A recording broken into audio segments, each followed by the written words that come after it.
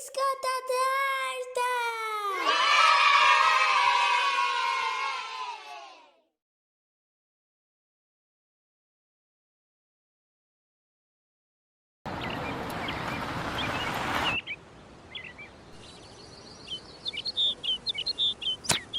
Mos vallë të kërkova nga ty të më hizje gotën e lëngut në fytyrë? Oh, jam lodhur me ty, nuk kupton as gjuhën tonë dhe as kërkesat tona.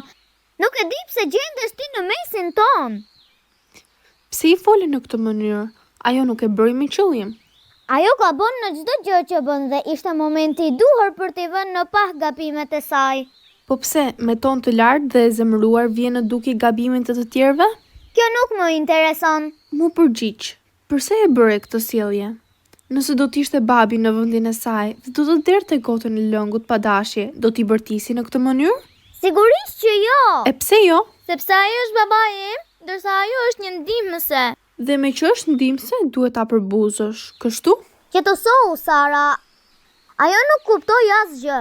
Mbase, ajo vërtet nuk e ka kuptuar gjuhën me të cilën i fole, por a mendon se është aq e batitur sa të mos kuptoj mimikën tënde dhe tonin e zërit tënd të ashpër?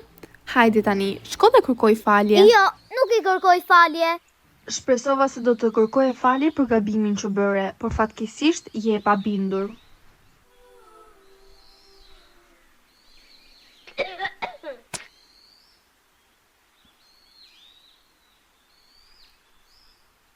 A e pe sjelljen e nënës sonë ndaj ndihmëses?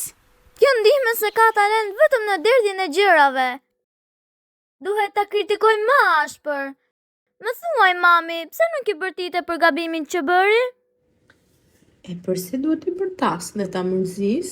Ky ishte një gabim i paqëllimshëm, por kam përshtypjen se dikush i ngriti kurth për të parë reagimin tim. Dhe nëse do të ishte kështu, ti sërish duhet ta kritikoje në mënyrë që mos ta përsëriste më këtë Të gabim. gjithë ne gabojmë, dhe kush nuk më shiron, nuk do të më shirohet. Çfarë ke kështu ahlam? Njerëzit vinë për të punuar tek ne, jo për të përbuzur dhe kritikuar. Respektoj të gjithë njerëzit, pavarësisht pozitës dhe punës që bëjnë.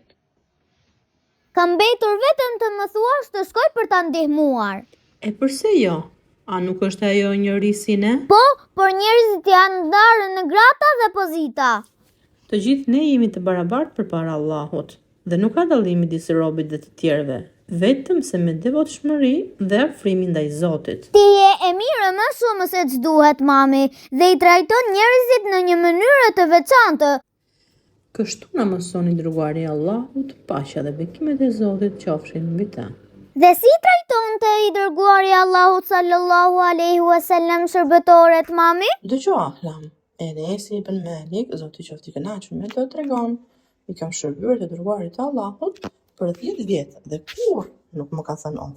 As për një gjë që kam bërë nuk më ka thënë pse e bëre kështu. Dhe as për një gjë që nuk e kam bërë nuk më ka thënë pse nuk e bëre kështu.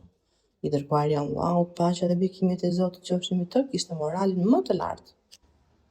Fillove të ndryshosh mendje ahlam? Tani nuk të mbetet më gjë tjetër veç se ti kërkosh falje dhe të rregullosh sjelljen me të. Do t'i kërkoj falje tani.